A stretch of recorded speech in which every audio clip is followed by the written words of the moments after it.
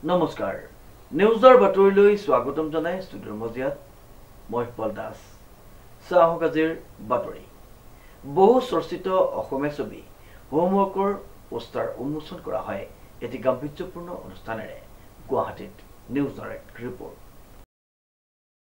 গুৱাহাটীত হোমৱৰ্কৰ পোষ্টাৰ উন্মোচন গীতৰ শুভ মুক্তিৰ দিন ঘোষণা অসমীয়া আৰু হিন্দীত নিৰ্মাণ হৈছে ছবিখন উল্লেখযোগ্য যে 12 ছেপ্টেম্বৰত মুক্তি পাব লগা হোমৱৰ্কৰ কাহিনী এটি শিশুক লৈ আৰম্ভ হৈছে যদিও ই কেৱল শিশু চলচ্চিত্ৰ নহয় এই চলচ্চিত্ৰখনে প্ৰতিগৰাকী শিশুৰ বৰ্তমান আৰু ভৱিষ্যতৰ কথা ক'ব প্ৰতিগৰাকী অভিভাৱকৰ নিজৰ শৈশৱৰ কথা সোঁৱৰাব আৰু সন্তানৰ বৰ্তমানটোক আৰু সুন্দৰ কৰাৰ কথা ক'ব নিজৰ সন্তানৰ সুন্দৰ ভৱিষ্যতক লৈ সজাগ সকলো পিতৃ-মাতৃ ছাত্ৰ-ছাত্ৰীক জ্ঞানৰ পোহৰ দিয়া শিক্ষাগুৰু পঢ়া শুনাৰ পৰা আৰম্ভ কৰি সকলোতে প্ৰথম হ'বলৈ প্ৰতিযোগিতাত দৌৰি থকা শিশু আটাইৰে বাবে উপযোগী এখন মনোজ্ঞ ছবি হোমৱৰ্ক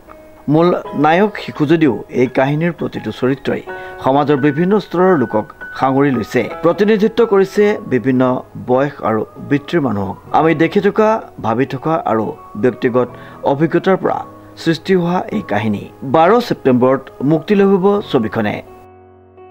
সমীৰ ৰয়ৰ ৰিপৰ্ট নিউজ নাও